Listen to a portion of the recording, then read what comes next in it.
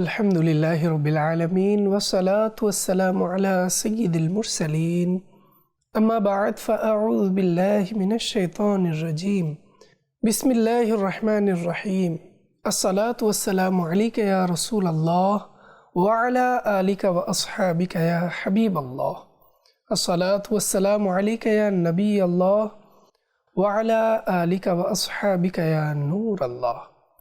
মাদানী চ্যানেলের দর্শকবৃন্দ, অনুষ্ঠান উপদেশপূর্ণ ঘটনায় আপনাদের সবাইকেই যে যেখান থেকেই আমাদেরকে দেখছেন না কেন, দূরে কাছে হোক দেশে বিদেশে হোক, সবাইকেই শুভেচ্ছা জানিয়ে শুরু করছি আজকের আমাদের অনুষ্ঠান। দর্শকবৃন্দ, অনুষ্ঠানের শুরুতেই আসুন আমরা কিছু ভালো নিয়ত করে নিই। কেন? নিয়তের তাৎপর্যে আমরা যদি হাদিসে কারিমার দিকে একটু দৃষ্টিপাত করি, হাদিসে কারিমার মধ্যে রয়েছে নিয়াতুল মুমিনি খায়রুম মিন আমালি, মুমিনের নিয়ত তার আমল অপেক্ষা উত্তম। তাই আমাদের সকল ভালো কাজ, নেক আমলের মধ্যে আমাদের নিয়ত সঠিক হতে হবে। যদি নিয়তই ঠিক না থাকে তাহলে আমরা সেই আমল, ভালো কাজের সওয়াব অর্জন করতে পারবো না।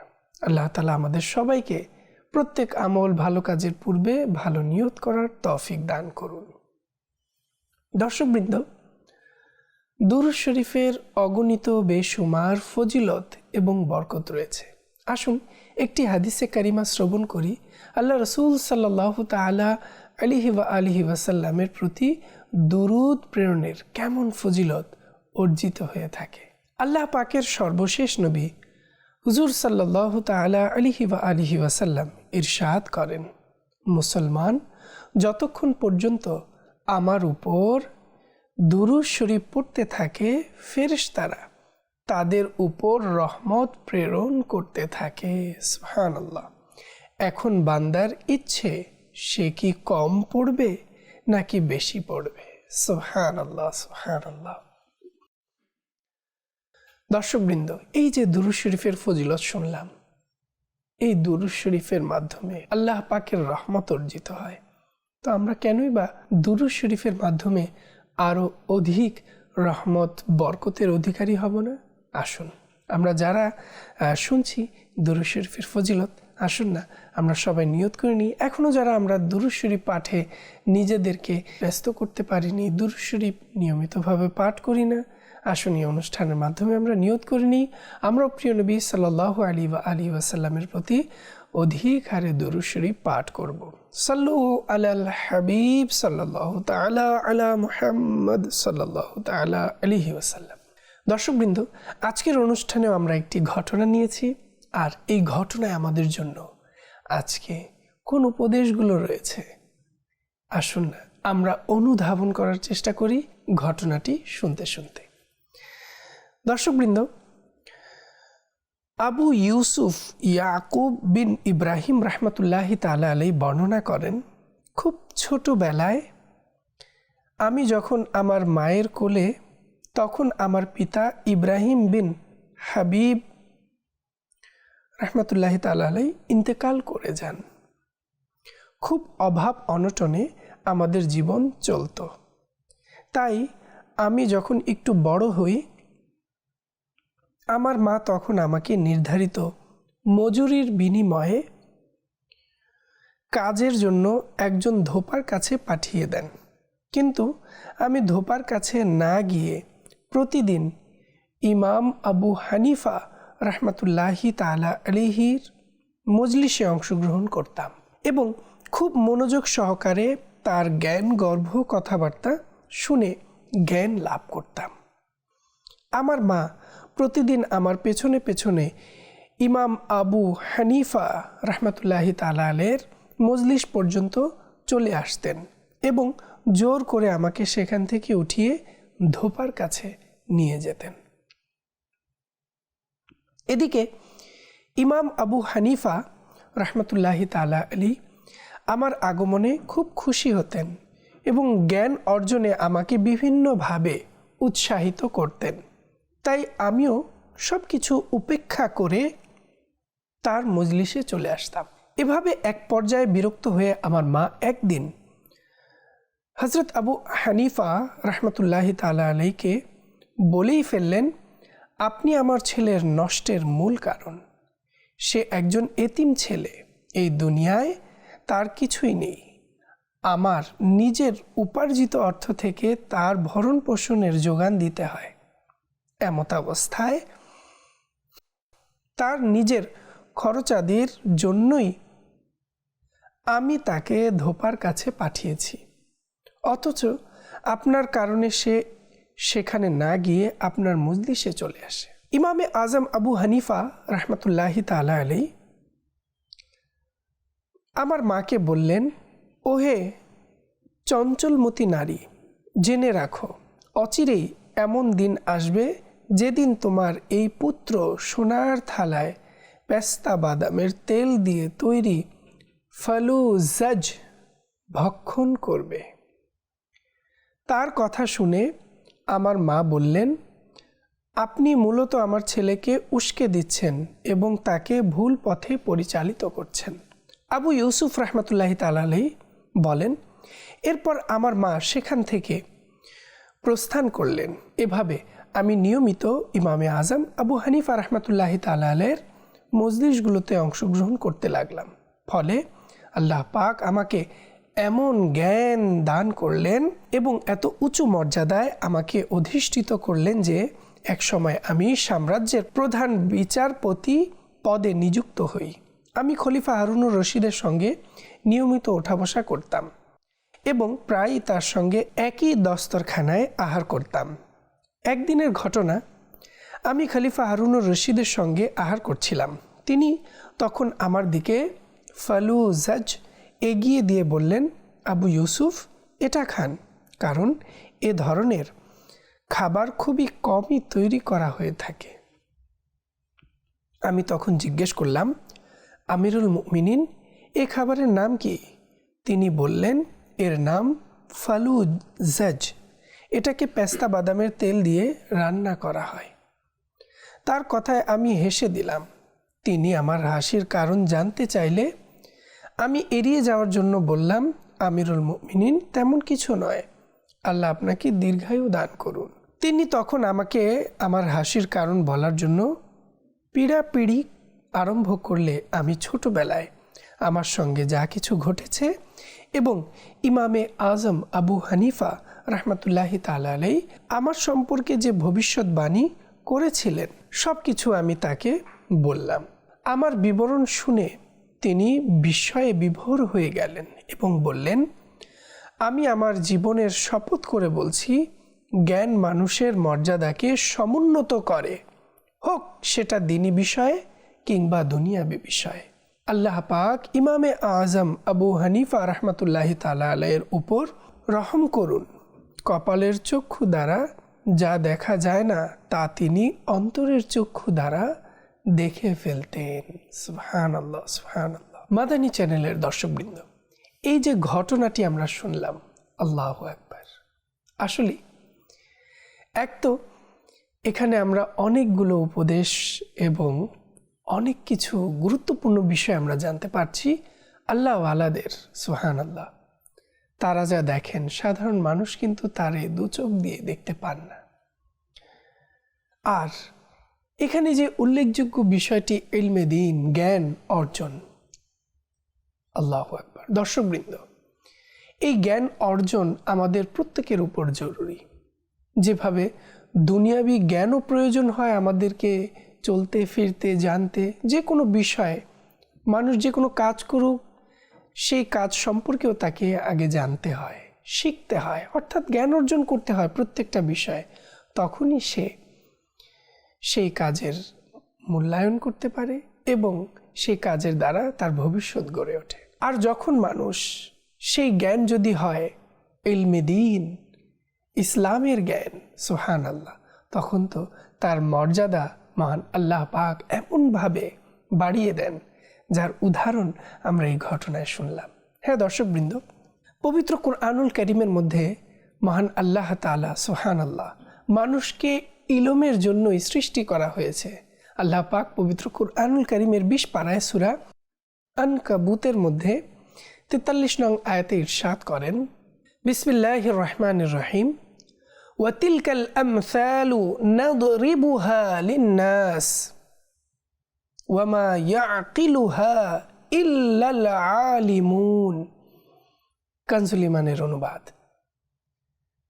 আর এ দৃষ্টান্তসমূহ আমি মানুষের জন্য বর্ণনা করেছি এবং বোঝে না কিন্তু আলিমগণ ব্যক্তিরা।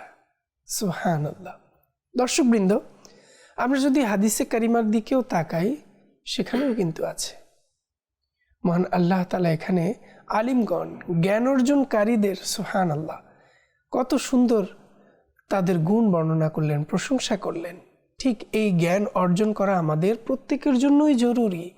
আর যারা এই জ্ঞানকে শিখতে শিখতে সুবহানাল্লাহ এমনভাবে জ্ঞান অর্জন করেন যে তাদেরকে দ্বীনের আলিম বলা হয়, উলামা বলা হয়। সুবহানাল্লাহ। আর হাদিসে কারিমার দিকে যদি আমরা দেখি, তাহলে কিন্তু প্রত্যেক মুসলমান নরনারীর উপর কিন্তু ইলমে দ্বীন অর্জন করা ফরজ। হাদিসে কারিমার মধ্যে বলা হয়েছে, তলাবুল ইলমি ফরিদাতুন আলা কুল্লি মুসলিম ওয়া মুসলিমা। তাই আমাদেরকে ইলমে দ্বীন অর্জন করতে হবে। আর এই ইলমে দ্বীনের ফজিলত, আলিমদের ফজিলত, যারা জ্ঞান অর্জন করেছে, সুবহানাল্লাহ। হাদিসে পাকের মধ্যে রয়েছে, আল্লাহ পাকের কোনো ইবাদত এমন করা হয়নি যা দ্বীনের জ্ঞান অর্জন করার চেয়ে উত্তম। আর একজন ফকিহ অর্থাৎ আলিম শয়তানের উপর হাজারজন ইবাদতকারীর চেয়ে অধিক ভারী হয়ে থাকে। সুবহানাল্লাহ। প্রতিটি জিনিসের স্তম্ভ থাকে, আর এই দ্বীনের স্তম্ভ হলো ফিকাহ। এই হাদিসে পাকে রয়েছে দুটি স্বভাব এমন যা কোনো মুনাফিকের মধ্যে থাকে না: সুন্দর চরিত্র এবং দ্বীনের উপলব্ধি, জ্ঞান। দর্শকবৃন্দ, ইমাম গজ্জালী রাহমাতুল্লাহি তাআলা আলাইহি বলেন, এই হাদিসে পাকে ফিকাহ দ্বারা উদ্দেশ্য এটা নয় যেটা তোমরা বুঝে থাকো। ফকিহের সর্বনিম্ন স্তর হলো এ বিষয়ে বিশ্বাস রাখা যে আখিরাত দুনিয়া থেকে উত্তম, এবং যদি তার উপর এই বিষয়ে সত্যিকার জ্ঞান ও প্রাধান্যতা পায় তো সেটার বরকতে সে নিফাক ও লৌকিকতা থেকে পবিত্র হয়ে যাবে। সুবহানাল্লাহ। দর্শকবৃন্দ, এই উপদেশপূর্ণ ঘটনায় আমরা উপদেশ গ্রহণ করার চেষ্টা করি। বর্ণিত আছে যে হযরত লুকমান রাহমাতুল্লাহি তাআলা আলাইহি তার ছেলেকে যেসব উপদেশ দিয়েছেন, তার মধ্যে একটি উপদেশ এটিও ছিল যে বৎস, উলামায়ে কেরামের সংস্পর্শে বসো, কেননা আল্লাহ পাক নূরে হিকমত দ্বারা অন্তরসমূহকে এমনভাবে জীবিত করেন যেমনিভাবে জমিনকে লাগাতার বৃষ্টি দ্বারা জীবিত করেন। সুবহানাল্লাহ। দর্শকবৃন্দ, মুসলমানদের চতুর্থ খলিফা আমিরুল মুমিনিন হজরত আলীউল মুর্তাজা রাদিয়াল্লাহু তাআলা আনহু হজরত কুমাইল বিন জিয়াদ নখঈ রহমতুল্লাহি তাআলা আলাইহিকে বললেন, হে কুমাইল, ইলম সম্পদের চেয়ে উত্তম, কেননা সেটা তোমাকে হিফাজত করে যেখানে তোমাকে সম্পদ হিফাজত করতে হয়। ইলম হলো হাকিম, বিচারক, আর সম্পদ হলো মাহকুম, যাকে হুকুম করা হয়েছে। সম্পদ ব্যয় করার দ্বারা কমে যায় আর ইলম ব্যয় করার দ্বারা বৃদ্ধি পায়। সুবহানাল্লাহ। দর্শকবৃন্দ, আসলে ইলমে দ্বীনের অর্জন, আল্লাহ জ্ঞান অর্জন কত গুরুত্বপূর্ণ এবং কত সুবহানাল্লাহ এর ফজিলত। আরও বলেন, রাতভর ইবাদতকারী, দিনের রোজা পালনকারী মুজাহিদের চেয়ে আলিম উত্তম, এবং আলিমের মৃত্যুতে ইসলামে এমন শূন্যতা, গ্যাপ এসে যায় যেটা তার নাইব ব্যতীত পূর্ণ করতে পারে না। আল্লাহ। মাওলা আলী শেরে খুদা রাদিয়াল্লাহু তাআলা আনহু কিছু শের পড়েন, যার মধ্যে এটাও রয়েছে, ইলমের মাধ্যমে সফলতা অর্জন করো, সর্বদার জীবন পাবে, কেননা লোক মারা যায় কিন্তু উলামাগণ জীবিত থাকে। সুবহানাল্লাহ। কেনই বা জীবিত থাকবেন না?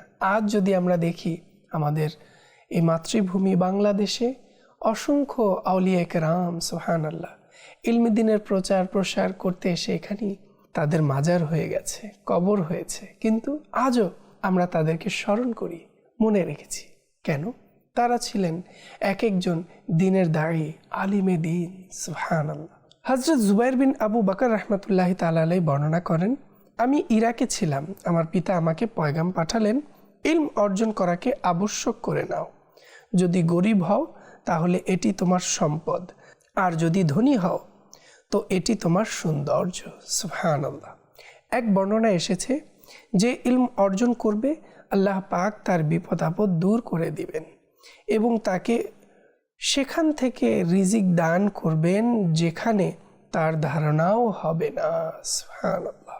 দর্শকবৃন্দ, তো এখন আমাদেরকে ইলমে দ্বীন অর্জন করতে হবে না? আজ যদি স্বাভাবিকভাবে আমরা আমাদের চারিদিকে দেখি যে এই ইলমে দ্বীন না জানার কারণে আল্লাহ কত মানুষ তাদের ইবাদত সঠিকভাবে আদায় করতে পারছে না, সন্তান মা বাবার জানাজা দিতে পারছে না, ঈদের নামাজ, রোজার বিভিন্ন হুকুম আহকাম, মাসলা মাসাইল, এভাবে আমাদের দৈনন্দিন জীবনের অনেক ধরনের জ্ঞান, মাসলা মাসাইলগুলো আমরা জানি না। কেন? ইলমে দ্বীন না অর্জন করার কারণে। এমনিতেই কি ইলমে দ্বীনের গুরুত্ব তুলে ধরা হয়েছে হাদিস ও কোরআনে? কারণ এটা আমাদের জীবন, সম্পূর্ণ জীবন। আমরা যদি আমাদের জীবনকে পরিচালনা করতে যাই, জ্ঞানের বিকল্প কিছুই নেই, জ্ঞান লাগবেই। যেভাবে দুনিয়াতে চলাফেরার জন্য আমরা জ্ঞান অর্জন করছি, ঠিক আখিরাতকে সফল কাম বানাতে ইলমে দ্বীন অবশ্যই আমাদেরকে অর্জন করতে হবে, দ্বীনের জ্ঞান অর্জন করতে হবে। তাহলে আমরা প্রকৃতপক্ষেই দুনিয়া আখিরাতকে সৌন্দর্য মণ্ডিত করতে পারবো। দেখুন দর্শকবৃন্দ, একজন আলিমে দ্বীন যখন মৃত্যুবরণ করেন তখন তার মৃত্যুটা কিভাবে দেখা হয় শুনুন। হাদিসে পাকে রয়েছে, আলিম জমিনে আল্লাহ পাকের প্রতিনিধি হয়ে থাকে। অন্য এক বর্ণনায় এসেছে, একটি সম্প্রদায়ের মৃত্যু একজন আলিমের মৃত্যু থেকে সহজ। আল্লাহ আল্লাহ। দর্শকবৃন্দ, হাদিসে কারিমার মধ্যে বলা হয়েছে, ওই আলিমে দ্বীন অনেক উত্তম, যদি তার প্রয়োজন পড়ে তো উপকার পৌঁছিয়ে দেয়, যদি তার থেকে উদাসীনতা হয় তাহলে নিজেকে অমুখাপেক্ষী রাখে। আলিম ও আবিদের মধ্যে 100টি স্তর রয়েছে, আর প্রতিটি স্তরের মাঝখানে এতটুকু দূরত্ব যতটুকু একটি শক্তিশালী ঘোড়া 700 বছর দূরে অতিক্রম করতে পারবে। আল্লাহু আকবার। হাদিসে পাকে রয়েছে, আলিম ব্যক্তি মুমিন আবিদের উপর 70 স্তর বেশি মর্যাদা রাখে। সুবহানাল্লাহ। রাসূলে পাক হুজুর সাল্লাল্লাহু তাআলা আলাইহি ওয়াসাল্লাম এর দরবারে আরজ করা হলো, ইয়া রাসূলুল্লাহ সাল্লাল্লাহু তাআলা আলাইহি ওয়াসাল্লাম, উত্তম আমল কোনটি? প্রিয় নবী হুজুর সাল্লাল্লাহু তাআলা আলাইহি ওয়াসাল্লাম ইরশাদ করেন, আল ইলমু বিল্লাহ। আরজ করা হলো, ইয়া রাসূলুল্লাহ সাল্লাল্লাহু তাআলা আলাইহি ওয়াসাল্লাম, আপনি কোন ইলমের কথা বলছেন? বললেন, আল্লাহ পাকের সত্তার ইলম, অর্থাৎ আল্লাহ পাকের মারিফাত, অর্থাৎ পরিচয়ের ইলম। আরজ করা হলো, আমাদের প্রশ্ন আমল সম্পর্কিত, যেখানে আপনি সাল্লাল্লাহু তাআলা আলাইহি ওয়াসাল্লাম ইলমের বিষয়ে বলছেন। ইরশাদ করলেন, আল্লাহ পাকের সত্তার ইলম অর্জন হলে তবে সামান্য ইলমও উপকার দিবে, আর যদি এটা না হয় তাহলে বেশি আমলও উপকার থেকে শূন্য হয়ে থাকে। সুবহানাল্লাহ, সুবহানাল্লাহ। দর্শকবৃন্দ, মহান বুজুর্গ হযরত হাসান বসরি রহমতুল্লাহি তাআলা আলাইহি আল্লাহ পাকের এই বাণী, রব্বানা আতিনা ফিদ দুনিয়া হাসানা ওয়া ফিল আখিরাতি হাসানা ওয়া কিনা আযাবান নার, এর ব্যাখ্যায় বলেন, দুনিয়াতে হাসানা দ্বারা উদ্দেশ্য হলো ইলম ও ইবাদত, অথচ আখিরাতে এর দ্বারা উদ্দেশ্য হলো জান্নাত। সুবহানাল্লাহ। মুসলমানদের দ্বিতীয় খলিফা আমিরুল মুমিনিন হযরত ওমর ফারুক আযম রাদিয়াল্লাহু তাআলা আনহু বলেন, হে লোক সকল, তোমাদের উপর ইলম অর্জন করা আবশ্যক। নিশ্চয়ই আল্লাহ পাকের একটি চাদর হলো ভালোবাসা, আর যে ইলমের একটি ধাপ অর্জন করে নেয় আল্লাহ পাক তাকে ওই চাদর পরিধান করিয়ে দেয়। সুবহানাল্লাহ। হযরত আব্দুল্লাহ বিন মাসউদ রাদিয়াল্লাহু তাআলা আনহু বলেন, ইলম উঠিয়ে নেয়ার পূর্বে শিখে নাও, আর আলিমদের ইন্তেকালের মাধ্যমে ইলমকে উঠিয়ে নেওয়া হবে। ওই সত্তার শপথ যার কুদরতের আয়ত্তে আমার প্রাণ। আল্লাহ পাকের রাস্তায় মারা যাওয়া শহীদগণ যখন আলিমদের মর্যাদা দেখবে তো আকাঙ্ক্ষা করবে যে হায়, আমাদেরকেও যদি আলিম হিসেবে উঠানো হতো। সুবহানাল্লাহ। কেউ আলিম হয়ে জন্ম নেয় না, বরং ইলম শিখার মাধ্যমেই আলিম হয়ে থাকে। সুবহানাল্লাহ। হযরত আব্দুল্লাহ বিন আব্বাস রাদিয়াল্লাহু তাআলা আনহু বলেন, রাতে কিছুক্ষণ সময় ইলমে দ্বীন নিয়ে চর্চা করা আমার সারা রাত জাগ্রত থাকার চেয়ে অধিক পছন্দনীয়।